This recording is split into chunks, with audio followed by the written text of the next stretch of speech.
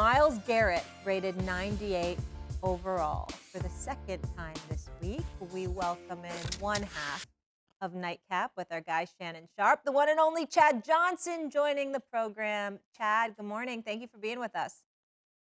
Good morning. Good morning. How's everybody doing this morning? Oh, we're fantastic. It feels like Friday, but it's just Wednesday. Chad, I'm going to start with you. What's more important in the NFL? Try to be unbiased Mhm. here. Is it the edge rusher or the wide receiver? Oh, that's a good one. That's a good one. You know what? Neither of them have the ball in their hand, obviously, but I think you can kind of, oh man, that's good. You can double team a receiver, you can double team an edge rusher. I think with it's about even. I think it's about even. Obviously, someone like Miles Garrett, Michael Parsons, they can take over a game at any point at any given time, regardless of quarter. But you also have receivers that can do the same thing. You can scheme receivers open. I think you can scheme. I've seen Miles Garrett and Michael Parsons be put in different positions where you can't really double team them. You can do the same thing with receivers as well. So it's probably even from a standpoint of who could dominate a game. I'm going to take the pass rusher because Lewis would appreciate this. I'm going to go with the old adage that Bill Walsh used to say: the key to NFL football is a fourth quarter pass rush.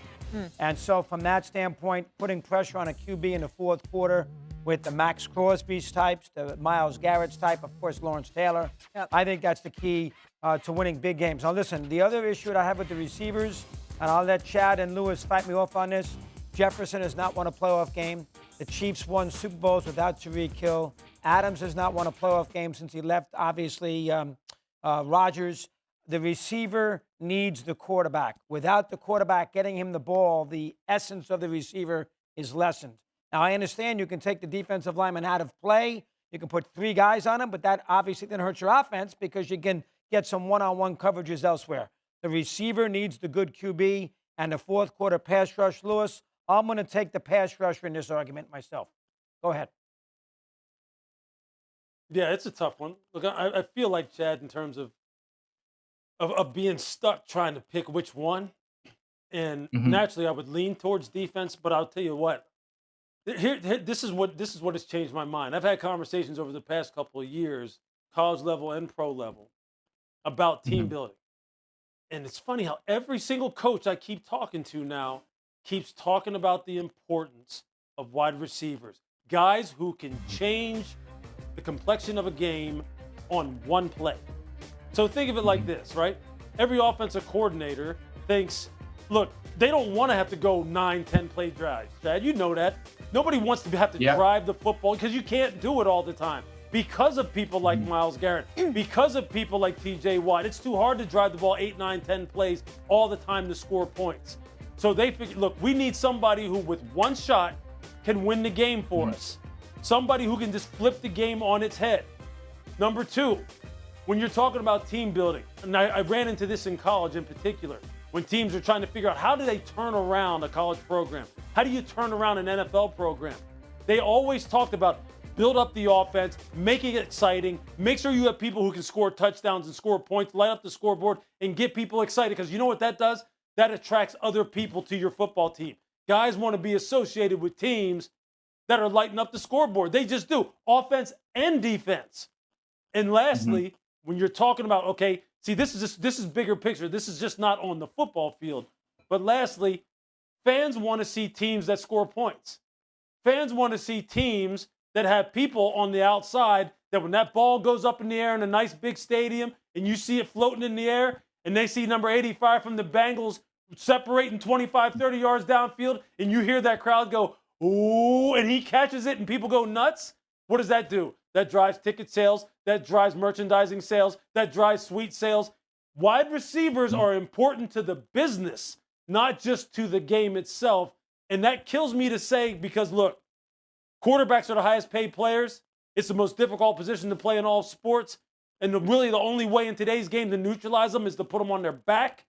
So you need Mhm. pass rushers. But I think when you're talking about the business overall, wide receivers get a slight edge for me. Chad? Like it. I like Sure. it. Well, It it it all it all it all makes it all makes sense. It all makes sense to me based on what Lou said. Obviously, the receiver again, I give it. I give it an edge a little bit to the receiver, but the dynamic defensive edge rushers in the NFL are so good. The T.J. Watts, the Micah Parsons, the Myles Garrett, they can change the dynamic of a game in any quarter, regardless of what it is. But we can do so much more with the receiver and moving him around so he's efficient, regardless of the quarter and regardless of the down and distance, and he can change the dynamic of a play at any given point. I'll fight Lewis off on a couple things. One, the Patriots won 6 Super Bowls. They had Moss those last 3 years. They didn't win one with Moss. The best San Francisco team of all time was the 15-1 team that beat Miami in the Super Bowl, Marino. Jerry Rice, not on the team.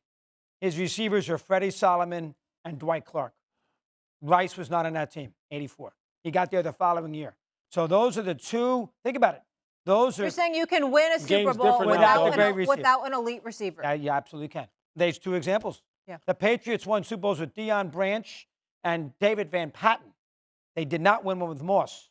Yeah. The Niners' best team didn't have Rice on it. Yeah. Freddie Solomon and Dwight Clark. And to me, the Montana and Brady are the QBs. That's why it's important. Lou? But those were elite quarterbacks. Patriots, those were quarterbacks as well. Fair. Yeah. Elite Dougie, quarterbacks. who are the best pass rushers on those Patriot teams? Did the Patriots have anybody that resembled Micah Parsons, Myles Garrett? No. I'd have to go back and look. No. They had Seymour. No. They had Seymour. Seymour is a Hall of Famer. Well, he was on one of those teams that won some Super Bowls. Yeah, but I mean, but we're not talking. But we're talking about the dynamic, unique, freakazoid pass rusher. They didn't have those. The Patriots are almost like in a much different category.